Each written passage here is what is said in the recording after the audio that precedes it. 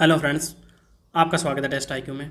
इस वीडियो में हम डिस्कस करेंगे इंजीनियरिंग मैकेनिक्स का बेसिक पार्ट में हम कुछ क्वेश्चन जो है प्रीवियस एग्जाम में पूछे गए हैं वो हम डिस्कस करेंगे।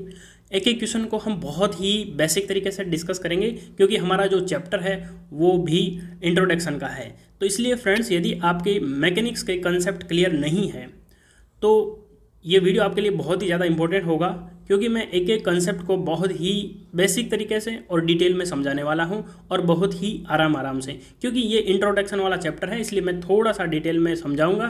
तो यदि फ्रेंड्स किसी के डाउट जो है ज़्यादा नहीं है तो वो उसको वीडियो जो है थोड़ा लेंथी लग सकता है, इसलिए जितने भी स्टूडेंट देख रहे हैं जिनके कंसेप्ट क्लियर करने हैं उनको ये वीडियो एंड तक ज़रूर देखना है। तो चलिए शुरू करते हैं। इसमें हम ऑलमोस्ट 30 क्वेश्चन डिस्कस करेंगे। पहला क्वेश्चन है, what is the magnitude of the maximum disturbance in the medium on either side of the mean value is called? Frequency, oscillation, amplitude या फिर वेवलेंथ।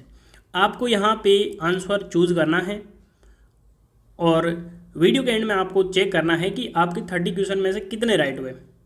ठीक है, तो सबसे पहले दिया गया है फ्रीक्वेंसी। फ्रीक्वेंसी क्या होती है? It is the number of occurrence of A repeating event पर यूनिट टाइम। यदि आपको समझ में नहीं आया तो मैं आपको समझाता हूं। देखिए, जैसे मान लो यहां से हमारा टाइम चल रहा है तो फ्रीक्वेंसी क्या होगी?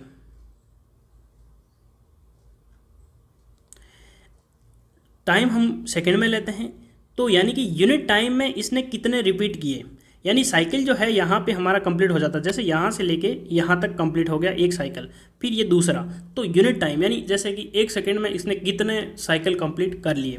तो ये एक तो ये डायग्राम हो गया। दूसरा डायग्राम मैं और बनाता हूँ जिससे आपको ज़्यादा क्लियरिटी हो जाएगी। जैसे मान लो ये आपका हो गया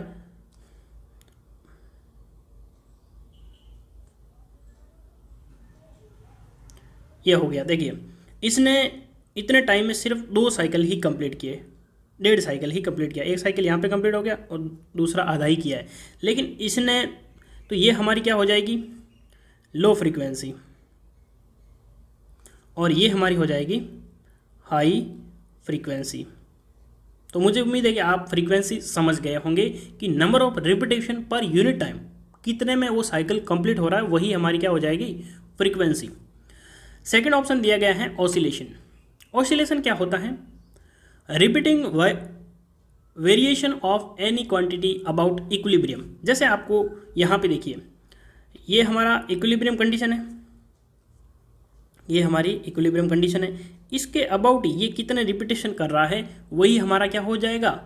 ऑसिलेशन। और यदि हम टाइम की बात कर लेंगे तो वही ऑसिलेशन जो है फ्रीक्वेंसी में कन्वर्ट हो जाएगा। फिर हम बात करते हैं एम्पलीट्यूड की। तो ये जो डेफिनेशन दी गई है वो एम्पलीट्यूड की दी गई है, तो ऑप्शन यहाँ पे सी करेक्ट हो जाएगा। It is the magnitude of the maximum disturbance in the medium on either side of mean value. जैसे कि यहाँ पे आप देखेंगे तो यहाँ पे मैक्सिमम हुआ, तो ये हमारा क्या हो गया? एम्पलीट्यूड। और दूसरी डायरेक्शन में यदि हम देखेंगे तो ये भी क्या हो गया? हमारा मैक्सिमम है, तो ये भी हमारा एम्पलीट्यूड हो गया। यानी कि मैक्सिमम डिस्टर्बेंस कहाँ पे हो रहा है, वही हमारा क्या हो जाएगा? एम्पलीट्यूड। फिर हम बात करते हैं wave length. Wave length, it is the distance over which the wave shape repeat. यानी कि देखिए, यहां पे आप देख सकते हैं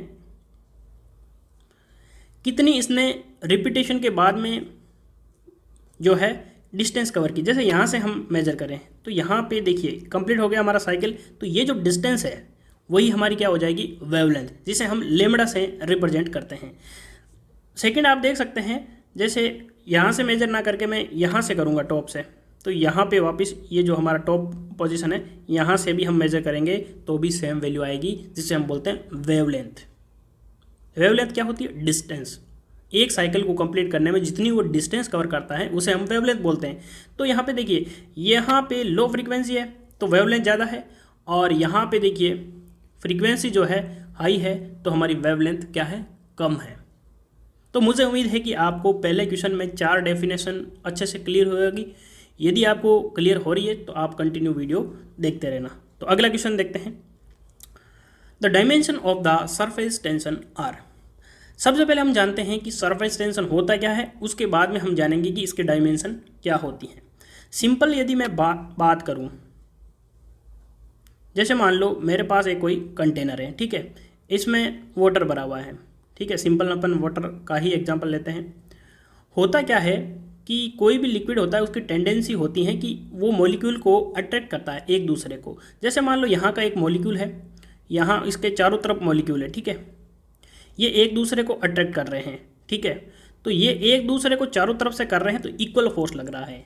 लेकिन यदि आप नोटिस करेंगे कि सरफेस जो है ना, इसके ऊपर तो कोई मॉलिक्यूल है नहीं, इसलिए यहाँ पे जो मॉलिक्यूल होगा वो इधर से अट्रैक्ट होगा, सिर्फ इधर फोर्स लगेगा, ये इसको करेगा, ये अब एक दूसरे के में करेंगे, यानी सेम मॉलिक्यूल के बीच में जो फोर्स लगता है उसे हम बोलते हैं adhesion force.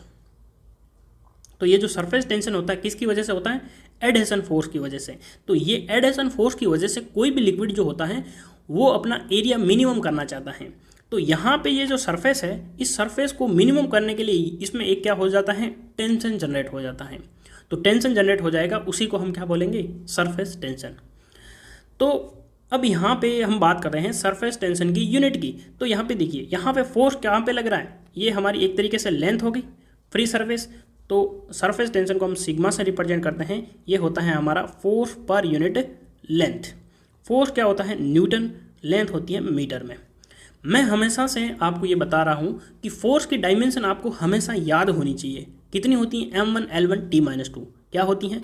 m1 L1 T-2। वैसे आप निकाल सकते हैं क्योंकि फोर्स क्या होता है? मास इंटू एक्सेलरेशन, ठीक है, लेकिन हमको डायरेक्ट याद रखनी है। कितनी होती हैं? m1 L1 T-2 अपॉन क्या है? मीटर जो है ये लेंथ L1 हो जाएगी।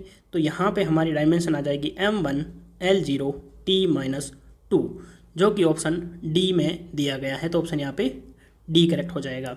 देखिए बेसिक चैप्टर है, इसलिए मैं एक एक चीज़ को डिटेल में समझाने वाला हूँ। अगला क्वेश्चन देखते हैं। The rate of change of displacement of body is called displacement.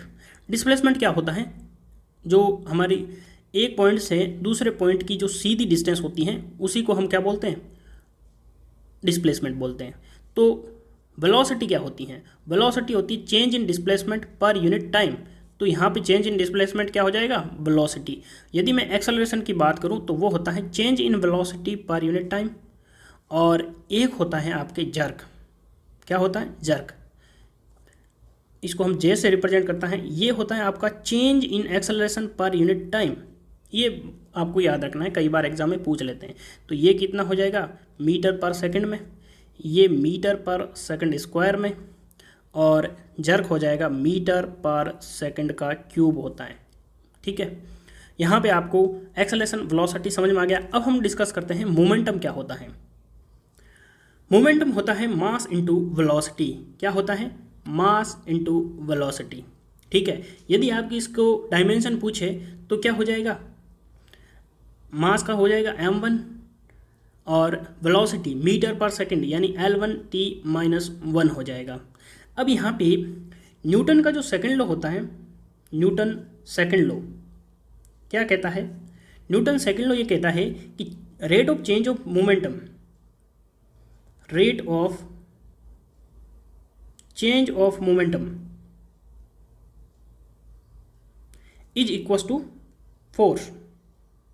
देखिए यदि हम फोर्स की बात करते हैं वो क्या होता है हमारा? मास इंटू एक्सेलरेशन होता है। कैसे आता है? जैसे मोमेंटम में मैंने अभी आपको बताया मास इंटू वेलोसिटी, तो मास इंटू वेलोसिटी, तो वेलोसिटी का इसका क्या करेंगे हम? रेट ऑफ चेंज ऑफ, इसका डिफरेंशिएशन कर देंगे टाइम के साथ में। तो ये क्या हो जाएगा? मास तो कांस्टेंट है इंटू वेलोसिटी dv/dt, अभी मैंने आपको बताया था ये होता है हमारा एक्सेलरेशन। तो ये मास इंटू एक्सेलरेशन आ जाएगा। तो यहाँ पे आपको जो है न्यूटन सेकंड लॉ भी क्लियर हो गया होगा। अब देखिए हम बात करते हैं इम्पल्स की। इम्पल्स जो होता है वो होता है change in momentum calculated by multiplying force by time. यानी कि चेंज इन मोमेंटम क्या हो जाएगा? फोर्स हो जाएगा, उसको हम मल्टीप्लाई करना है टाइम के साथ में। तो इम्पल्स क्या हो जाएगा? न्यूटन इंटू सेकेंड, इसकी यूनिट ये हो जाएगी। और डेफिनेशन मैंने आपको बता दी है। अगला क्वेश्चन देखते हैं। If the line of action of all the forces are along the same line, then the forces are said to be collinear forces. Collinear का मतलब होता है एक ही लाइन के अंदर, तो यहाँ पे क्वेश्चन में भी यही दिया गया है, if the line of action of all the forces are along the same line. जैसे कि मैं आपको डायग्राम से बना देता हूँ, ये पॉइंट्स हैं, एक फोर्स आपका इधर जा रहा है, एक फोर्स जो है आपका इधर जा रहा है, ये F1 हो गया, F2 हो गया। ये दोनों फोर्स की लाइन जो है, लाइन ऑफ एक्शन सेम है, तो इसलिए ये हमारे क्या हो जाएंगे, कोलिनियर फोर्स। हमारा आंसर फर्स्ट करेक्ट हो जाएगा। Coplanar concurrent forces. कोप्लेनर का मतलब होता है एक ही प्लेन में।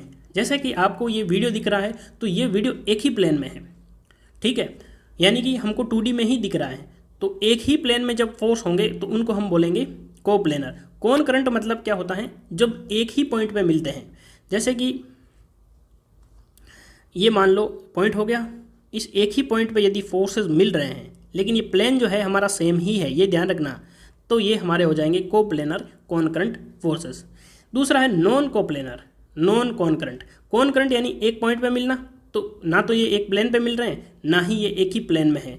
तो यदि मैं बात करूँ, जैसे कि ये मान लो आपका 3 डायमेंशन हो गया, तो कोई फोर्सेस है, ठीक है, वो ऐसे हैं, एक फोर्स इनमें ऐसे जा रहा है, कोई फोर्स ऐसे जा रहा है, तो ये तो ना तो किसी प्लेन में है, ना पैरेलल है, ना कॉनकरंट है, तो ये non coplanar non concurrent forces हो जाएगा। और आपको दिया गया है कोप्लेनर पैरेलल फोर्सेस, एक ही प्लेन में लेकिन पैरेलल है, तो कैसे हो जाएंगे, ये फोर्स आपका,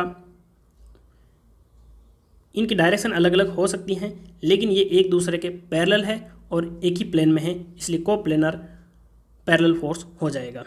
अगला क्वेश्चन देखते हैं। 1 kilowatt over energy is equal to 1 kilowatt over 1 kilowatt over. देखिए 1 किलोवाट, हमारा आंसर किस में दे रखा है, किलो जूल में दे रखा है, जूल में भी दे रखा है, तो इसलिए हम इसको जूल में कन्वर्ट कर लेते हैं। किलो का मतलब क्या होता है 1000, वोट क्या होता है जूल पर सेकेंड, ठीक है। ओवर को भी यदि हम सेकेंड में करेंगे तो ये हो जाएगा हमारे 3600 सेकेंड, तो सेकेंड से सेकेंड कैंसिल हो जाएगा, तो हमारे पास आ जाएगा 3.6 × 10⁻6 जूल आ जाएगा। अब यहाँ पे जूल में तो बहुत ज़्यादा है, इसलिए सी हमारा आंसर होगा नहीं, तो हम क्या करते हैं, इसको किलो को किलो में ही रहने देते हैं, तो ये हो जाएगा हमारे पास 3600 किलो जूल, जो कि ऑप्शन डी में दिया गया है, तो ऑप्शन हमारा डी करेक्ट हो जाएगा। 1 kilogram force is equal to, force अभी मैंने आपको बताया था क्या होता है, मास इंटू एक्सेलरेशन। अब यहाँ पे यदि हमारा फोर्स जो है ग्रेविटी की वजह से लग रहा है, तो हम किसे ये भी लिख सकते हैं m इंटू जी लिख सकते हैं। जी यहाँ पे क्या है, ग्रेविटेशनल एक्सेलरेशन। और यदि मैं बात करूँ 1 किलोग्राम, मास की वैल्यू कितनी दे रखी है 1, तो ये हमारा हो जाएगा 1, और जी की वैल्यू कितनी होती है 9.81, ये न्यूटन में आ जाएगा। तो 1 किलोग्राम फोर्स कितना हो जाएगा 9.81 न्यूटन, तो ऑप्शन यहाँ पे सी करेक्ट हो जाएगा। अगला क्वेश्चन देखते हैं। यदि फ्रेंड्स आपको वीडियो पसंद आ रहा है तो वीडियो को लाइक ज़रूर कर देना और अपने फ्रेंड्स को शेयर ज़रूर कर देना, क्योंकि नॉलेज जो है वो शेयर करने से बढ़ता है।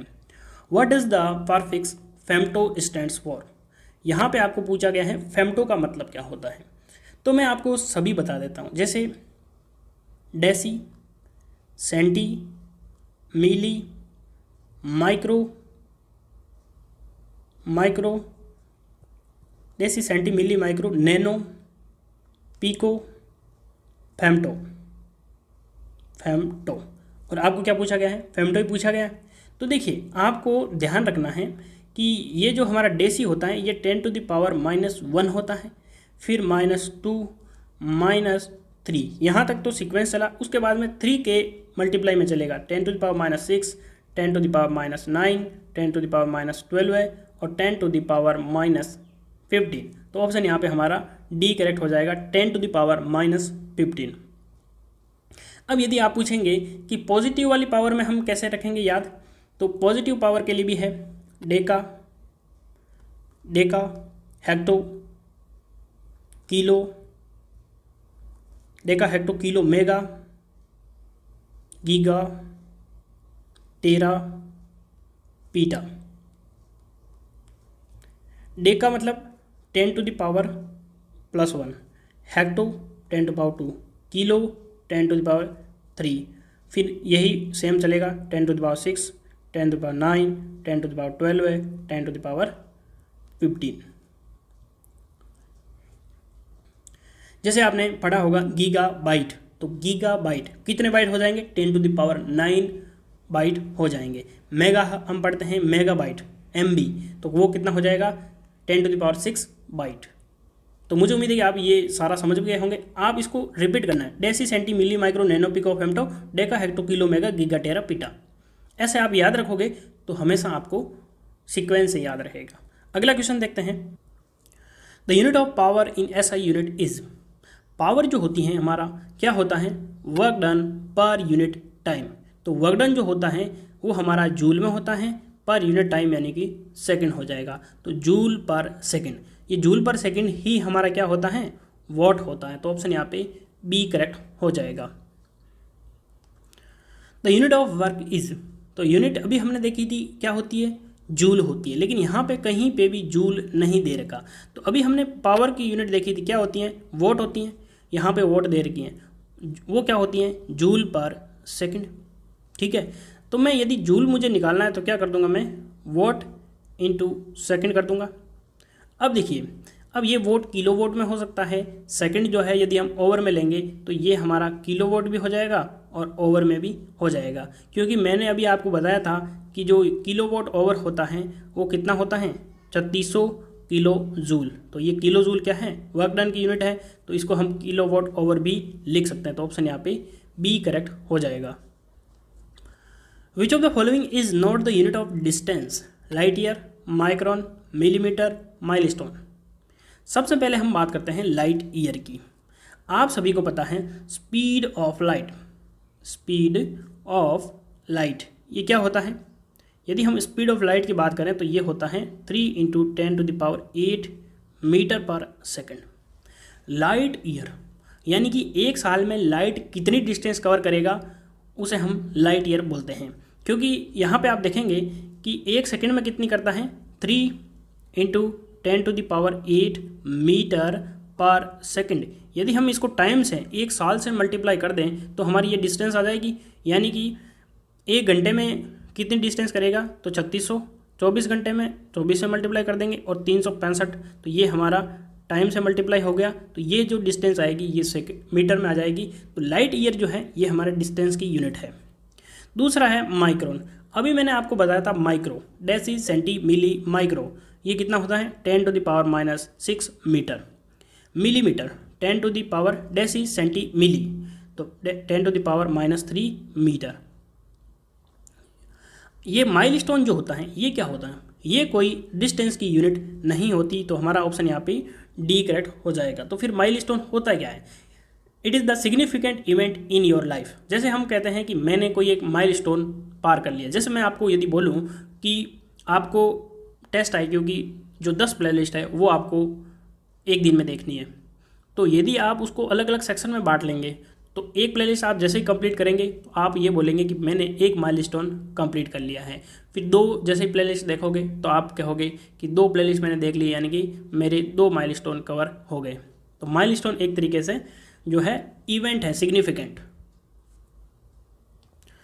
Which of the following is a vector quantity? Energy, mass, momentum और angle.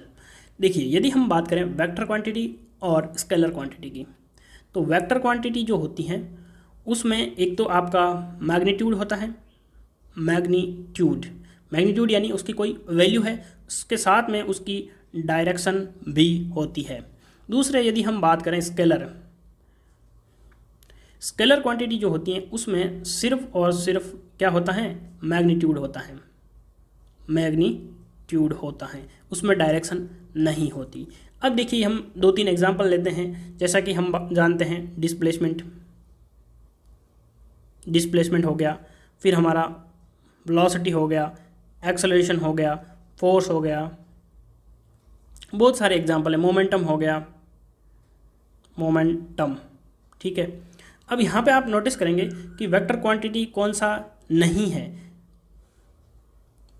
Which of the following is a vector quantity? तो आपको यहाँ पे वेक्टर क्वांटिटी पूछा गया है। तो अभी मैंने आपको बताया था मोमेंटम, तो हमारा ऑप्शन यहाँ पे सी करेक्ट हो जाएगा। यदि हम बात करें स्केलर क्वांटिटी की, जैसे सबसे बेस्ट एग्जांपल है आपका मास हो गया, डिस्टेंस हो गया, और चेंज इन डिस्टेंस क्या होता है, स्पीड होता है। देखिए change in speed, change in distance जो होती है स्पीड होती है, लेकिन चेंज इन डिस्प्लेसमेंट वेलोसिटी होता है, इसलिए आपको दोनों में कंफ्यूज नहीं होना है। बाकी जो एनर्जी, मास, एंगल, ये सब क्या है, स्केलर क्वांटिटी है। अगला क्वेश्चन देखते हैं। Two bodies m1 and m2 have the same kinetic energy then their momentum p1 and p2 satisfy. देखिए मास जो है वो m1 ज़्यादा है m2 के कंपैरिजन में। हमको क्या दे रखा है, काइनेटिक एनर्जी सेम होती है। तो यदि हमारी काइनेटिक एनर्जी सेम है तो k1 बराबर क्या हो जाएगा, k2। काइनेटिक एनर्जी क्या होती है, हाफ mv², तो ये हो जाएगी इक्वल हाफ m2v2²। तो हम क्या करते हैं, 1/2 से 1/2 कैंसिल हो जाएंगी। हमारा वैल्यू किस में निकालना है, मोमेंटम में। अभी मैंने आपको बताया था मोमेंट क्या होता है, मास इनटू वेलोसिटी। तो हम क्या करते हैं, इसको एक काम करता हूँ मैं, m1 से मल्टीप्लाई कर देता हूँ और डिवाइड कर देता हूँ। कोई फ़र्क पड़ेगा, कुछ नहीं फ़र्क पड़ेगा। तो अब देखिए ऊपर जो है m1 v1 का होल स्क्वायर हो गया, तो मैं इसको लिख सकता हूँ p1 का होल स्क्वायर अपॉन m1 बराबर हो जाएगा p2 का होल स्क्वायर अपॉन m2। अब मैं लिख सकता हूँ p1 बाई p2 का होल स्क्वायर बराबर m1 बाई m2। अब हमको पता है, यहाँ पे आपको दे रखा है m1 is greater then m2, या मैं कह सकता हूँ m1 by m2 is greater than 1। तो ये वैल्यू जो है एक से ज़्यादा है, तो यानी कि p1 बाई p2 का whole square is greater than 1, या फिर हम कह सकता हूँ p1 by p2 is greater than 1। तो यदि p1 by p2 greater than 1 है तो p1 is greater then p2, तो ऑप्शन यहाँ पे बी करेक्ट हो जाएगा। The dimension of angular velocity are given by. देखिए एंगुलर वेलोसिटी को हम ओमेगा से रिप्रेजेंट करते हैं। एंगुलर वेलोसिटी होती है angular displacement to the per unit time, या कह सकते हैं angular displacement per unit time. Angular displacement को हम थीटा से रिप्रेजेंट करते हैं, टाइम को हम टी से रिप्रेजेंट करते हैं। लेकिन थीटा जो होता है उसकी कोई डायमेंशन होती नहीं है, इसलिए यहाँ पे यूनिट की यदि हम बात करेंगे तो यहाँ पे कोई मास नहीं है, तो m0 L0 और टी जो है, देखिए नीचे टी है तो -1 हो जाएगा। तो ऑप्शन यहाँ पे हमारा डी करेक्ट हो जाएगा। In a first order lever which is, ये इस चैप्टर का मेरा सबसे फेवरेट क्वेश्चन है। मैं आपको यहाँ पे बताऊँगा कि लीवर क्या होता है और लीवर कितने टाइप का होता है। देखिए लीवर जो होता है, मैं यदि बात करूँ लीवर की, लीवर जो है हमारा काम आसान करने के लिए हम यूज़ करते हैं। जैसे कि एक कोई रॉड है, ठीक है, यहाँ पे मैंने क्या किया, इसको यहाँ से हिंज कर दिया, ठीक है, इसके अबाउट ये मूवमेंट कर सकती हैं। तो इस जो फिक्स कर दिया इसको हम बोलते हैं फलक्रम। फलक्रम क्या बोलते हैं इसको, फलक्रम। इसके एक साइड में क्या होगा, इधर आपका लोड हो जाएगा और इधर हम क्या करेंगे, एफर्ट लगाएंगे, क्योंकि लोड नीचे की साइड जाएगा तो हम एफर्ट जो है ऊपर की साइड लगाएंगे। तो ये जो सिस्टम होता है ये हमारा लीवर होता है। इसमें 3 चीज़ें होती हैं, लोड, फलक्रम और एफर्ट। अब ये जो है कितने टाइप की होती हैं, 3 टाइप की होती हैं। कौन कौन सी, फर्स्ट ऑर्डर, सेकंड ऑर्डर और थर्ड ऑर्डर। फर्स्ट ऑर्डर में क्या होता है, देखिए इसका ट्रिक क्या है, ट्रिक होता है FLE, फ्ली। ये आपको ट्रिक याद रखना है। क्या याद रखना है, FLE। F यानी कि फलक्रम, L यानी लोड, E यानी एफर्ट। होता क्या है, इसमें मिड में फलक्रम रहेगा, इसमें बीच में लोड रहेगा, इसमें एफर्ट रहेगा। कैसे, जैसे आपका ये हो गया, इसमें फलक्रम बीच में है, ठीक है, लोड इधर आ गया, एफर्ट इधर आ गया, तो ये आपका लोड हो गया, एफर्ट हो गया। अब मैं इसका एग्जांपल दूं, जैसे आपकी कैंची देखी होगी, तो इसमें जो है यहाँ से बीच में हिंज होता है, ये हमारी कैंची है, तो यहाँ से हम एफर्ट लगाते हैं, ठीक है, और इधर आपका फलक्रम, एफर्ट और ये लोड, ये हो गया। दूसरा आपने झूला देखा होगा, जैसे मान लो आप जो है यहाँ पे बैठे हैं, ये आपकी गर्लफ्रेंड बैठी है इधर, तो ये जो बैलेंस करने के लिए जो है एक दूसरे से झूला खा सकते हैं, तो बीच में जो हिंज रहता है वो हमारा फलक्रम होता है। तो झूला हो गया, जिसे हम इंग्लिश में बोलते हैं सीसो, कैंची हो गई, बहुत सारे एग्जाम्पल हैं। सेकंड ऑर्डर में लोड हमारा बीच में होगा। लोड जब हमारा बीच में होगा तो कैसे बनेगा, देखिए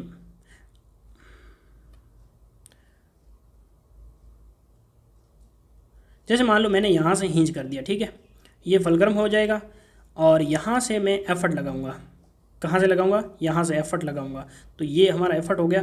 लोड हमारा बीच में आ जाएगा। जैसे मान लो आपने अखरोट तोड़ने वाला देखा होगा, तो या फिर हम जो एक्सरसाइज करते हैं बॉडीज में, तो हमारे हाथ को स्ट्रॉन्ग करने के लिए एक ऐसा सिस्टम बना रखा होता है जिसमें बीच में स्प्रिंग लगी होती है, हम उसको एक्सरसाइज करते हैं, तो इसमें ये जो लोड है बीच में रहता है, तो ये हो जाएगा हमारा सेकंड ऑर्डर। थर्ड ऑर्डर में क्या होता है, एफर्ट बीच में रहता है। जैसे कि चिमटा देखा होगा आपने, रोटियां तो कभी ना कभी बनाई हैं आपने, तो यहाँ पे देखिए फलक्रम और ये हमारी रोटी हो जाएगी, ठीक है, और हम बीच में एफर्ट लगाएंगे, यहाँ से हम पकड़ेंगे तो एफर्ट हमारा बीच में, लोड साइड में और फलक्रम एक जगह हो गया, तो ये हमारा थर्ड ऑर्डर हो गया। तो यहाँ पे आपको पूछा गया है फर्स्ट ऑर्डर, फर्स्ट ऑर्डर में फलक्रम बीच में रहेगा, तो ऑप्शन सेकंड दिया गया है fulcrum is between effort and load, तो ऑप्शन यहाँ पे बी करेक्ट हो जाएगा। Steradian is the SI unit of plane angle, solid angle, angle subtended by pi by 4 in circle, none of above. देखिए 7 fundamental unit होती हैं और 2 होती हैं सप्लीमेंट्री यूनिट। उसमें सप्लीमेंट्री यूनिट जो 2 होती हैं उसमें एक तो आपका होता है प्लेन एंगल, प्लेन एंगल, दूसरा होता है सॉलिड एंगल, सॉलिड एंगल। ये जो हमारा प्लेन एंगल होता है इसका जो यूनिट होता है वो होता है रेडियन, रेडियन, और जो सॉलिड एंगल होता है उसका स्टे रेडियन होता है। क्या होता है, स्टे रेडियन। तो हमारा जो आंसर है वो बी करेक्ट हो जाएगा, स्टे रेडियन। जैसे मान लो मैं सिंपल एंगल की बात करूं तो ये तो हमारा एंगल हो गया। सॉलिड एंगल क्या होता है, जैसे ये कोई सर्कुलर चीज़ है, ठीक है, यहाँ पे ये बीच में होलो है, ठीक है, तो ये जो एंगल बनेगा वो उसे हम बोलेंगे सॉलिड एंगल। अगला क्वेश्चन देखते हैं। Influence line are scalar, additive, both scalar and additive, या फिर वेक्टर। सबसे पहले आपको ये पता होना चाहिए कि इन्फ्लुएंस लाइन होती क्या है। देखिए हम शियर फोर्स डायग्राम बनाते हैं, बेंडिंग मोमेंट डायग्राम बनाते हैं, तो जैसे कोई हमारी रोड है, यहाँ पे लोड लगा हुआ है, नीचे जो है सपोर्ट लगे हुए हैं, तो हम इसका एक शियर फोर्स डायग्राम बनाएंगे, ठीक है। तो उसका शियर फोर्स डायग्राम मैं ऐसे ही बना रहा हूँ, ठीक है, मान लो ये ऐसा बन गया। तो ये जो लाइनें होती हैं इसको हम बोलते हैं इन्फ्लुएंस लाइन। यदि इसका मान लो कोई डायग्राम ऐसा बन गया तो ये जो लाइनें होती हैं, ये ग्राफ जो रिप्रेजेंट करता है इन्फ्लुएंस लाइन को, ठीक है। तो इन्फ्लुएंस लाइन जो होती हैं वो स्केलर भी होती हैं और एडिटिव भी होती हैं, तो ऑप्शन यहाँ पे सी करेक्ट हो जाएगा। अगला क्वेश्चन देखते हैं। Match the following, power, pressure, force and kinetic energy. Power देखिए इनके सामने क्या दे रखी है, यूनिट दे रखी है। पावर हमने डिस्कस किया था, ये होता है हमारा वर्क डन पर यूनिट टाइम, यानी जूल पर सेकंड, और जूल पर सेकंड जो होता है वो हमारा हो जाएगा वॉट, तो ये हमारा 3 के साथ में मैच हो जाएगा। प्रेशर जो होता है, प्रेशर होता है force per unit area, force per unit area होता है यानी कि न्यूटन पर मीटर स्क्वायर, और न्यूटन पर मीटर स्क्वायर को ही हम क्या बोलते हैं, पास्कल। तो प्रेशर की जो यूनिट है वो हमारी पास्कल हो जाएगी, तो ये फोर्थ के साथ मैच हो जाएगा। फोर्स जो है उसकी यूनिट न्यूटन होती है जो कि सेकंड में दे रखा है। काइनेटिक एनर्जी, एनर्जी और वर्क डन जो दोनों होती हैं उनकी यूनिट होती हैं जूल, तो फर्स्ट के साथ में मैच हो जाएगा, यानी 3, 4, 2, 1, ऑप्शन यहाँ पे बी करेक्ट हो जाएगा। बहुत ही सिंपल है। Which of the following is the unit of energy, joule किसकी होती है, वर्क डन की भी होती हैं और एनर्जी की भी होती हैं, तो अभी हमने डिस्कस किया था, तो ऑप्शन यहाँ पे ए करेक्ट हो जाएगा। ज़्यादा समझाने की ज़रूरत है नहीं। अगला क्वेश्चन देखते हैं। International system of unit SI was established in the year. बहुत ही अच्छा क्वेश्चन है, आपको ध्यान होना चाहिए। जो हमारा ISI सिस्टम है वो 1980 में एस्टेब्लिश किया गया था। देखिए ये जो हमारा इंटरनेशनल सिस्टम ऑफ यूनिट है, इसने 7 जो है वो फंडामेंटल यूनिट दी थी और 2 जो है सप्लीमेंट्री यूनिट दी थी।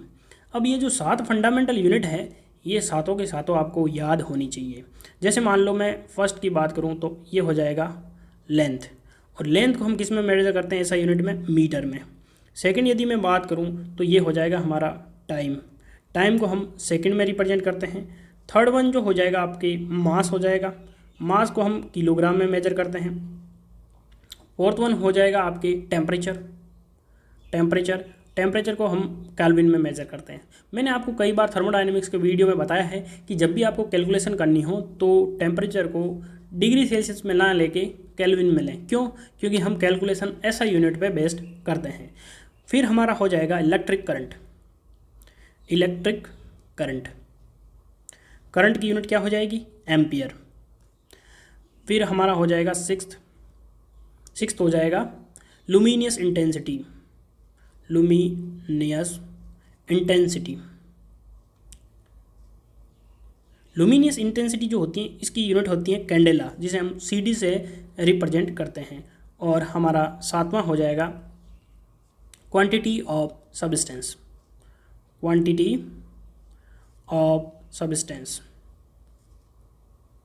यानी कि पदार्थ की मात्रा को हम मोल से रिप्रेजेंट करते हैं। ये हमारी 7 फंडामेंटल यूनिट हो गई। और जो 2 हमारी होती हैं उसको हम बोलते हैं कॉम्प्लीमेंट्री फंडामेंटल यूनिट या फिर हम supplementary unit fundamental unit. Supplementary fundamental unit में हमारा एक तो आता है रेडियन, दूसरा होता है हमारा स्टेरेडियन। ठीक है ना। अभी मैंने आपको बताया था कि रेडियन क्या होता है, स्टेरेडियन क्या होता है। ये हमारा इंटरनेशनल सिस्टम ऑफ यूनिट ने डिसाइड किया है। The degree of freedom of simple pendulum. यहाँ पे बात हो रही है सिंपल पेंडुलम की। यदि मैं सिंपल पेंडुलम की बात करूँ तो सिंपल पेंडुलम क्या हो जाएगा? जो झूला होता है वही हमारा सिंपल पेंडुलम होता है।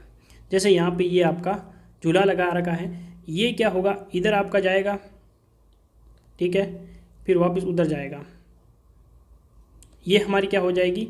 Mean position. ये जो झूला होता है यहाँ पे मीन पोजीशन में ये इक्विलिब्रियम कंडीशन में रहता है और ये एक्सट्रीम कंडीशन है दोनों तरफ, ये ऐसे चलता है, ठीक है, टू एंड फ्रो मोशन होता है।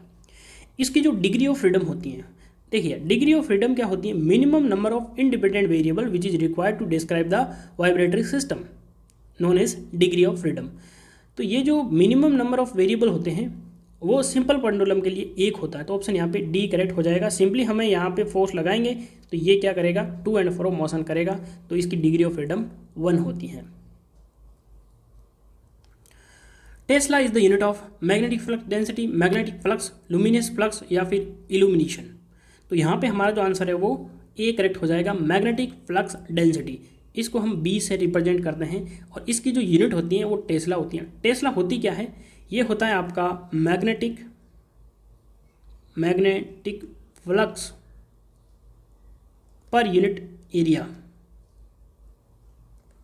यानी मैग्नेटिक फ्लक्स को हम फाई से रिप्रेजेंट करते हैं, एरिया हो जाए। मैग्नेटिक फ्लक्स क्या होता है? मैग्नेटिक फ्लक्स जो होता है वो आपके, जैसे मान लो मैं एग्जांपल देता हूँ मैग्नेट का, ठीक है, ये हमारी मैग्नेट हो गई। इसका जो कुछ एरिया होगा,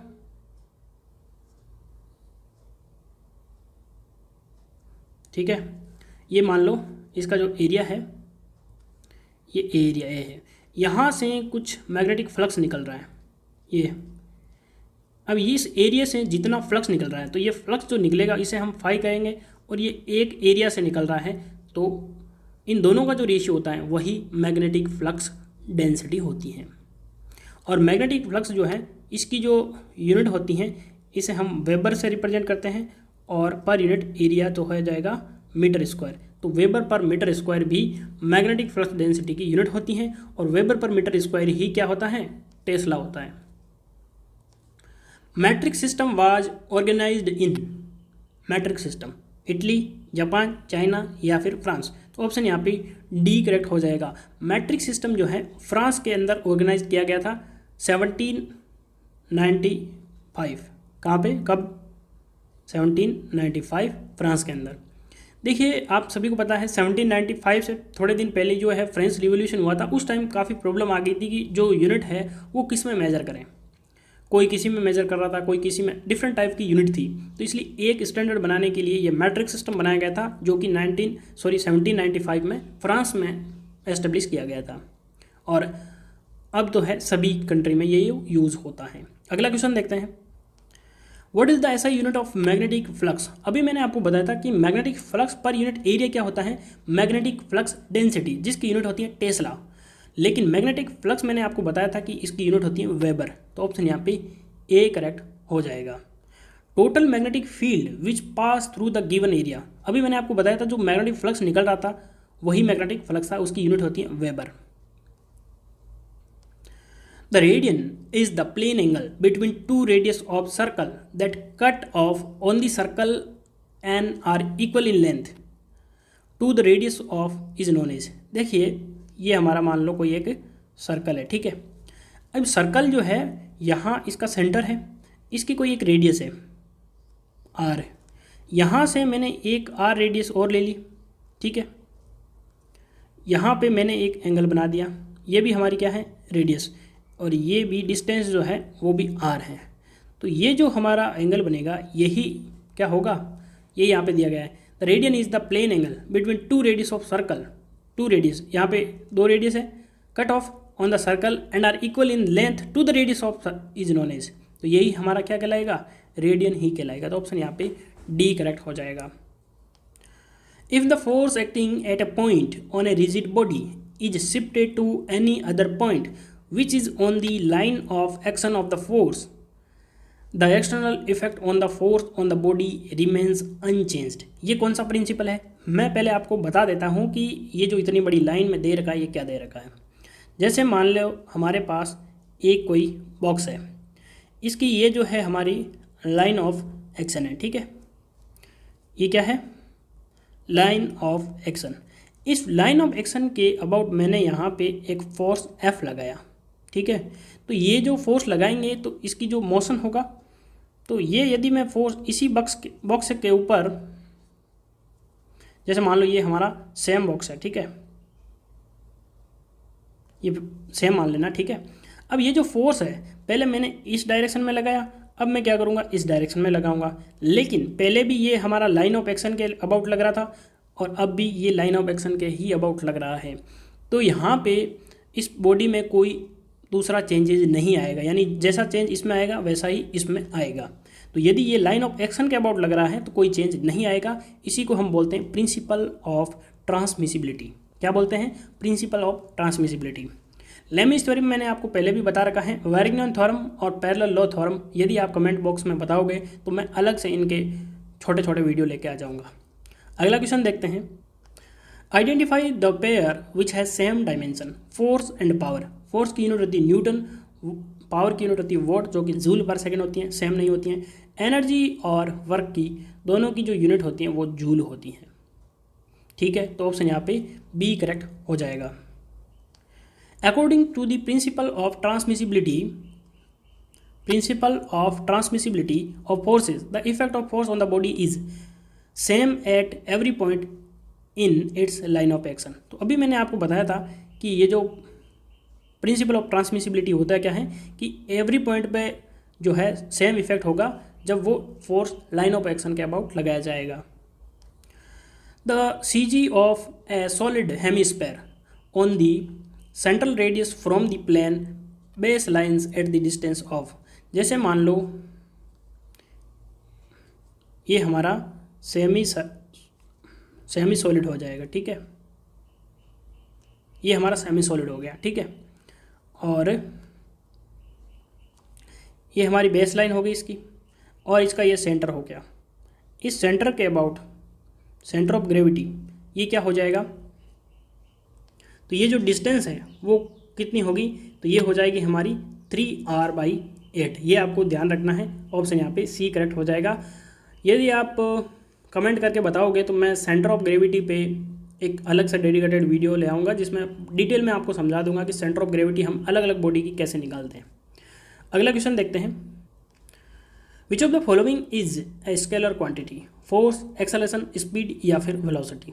फोर्स हमारी वेक्टर क्वांटिटी है, एक्सेलरेशन भी वेक्टर है, वेलोसिटी भी वेक्टर है। तो हमारा जो आंसर है वो सी करेक्ट हो जाएगा। स्पीड जो होती हैं वो होती हैं डिस्टेंस पर यूनिट टाइम, और डिस्टेंस भी स्केलर क्वांटिटी होती हैं, लेकिन वेलोसिटी होती है डिस्प्लेसमेंट पर यूनिट टाइम। तो डिस्प्लेसमेंट भी वेक्टर होता है, वेलोसिटी भी वेक्टर होता है, जो मैंने आपको पहले भी बताया था। तो फ्रेंड्स यहाँ पे हमने टोटल जो है 29 क्वेश्चन डिस्कस किए हैं।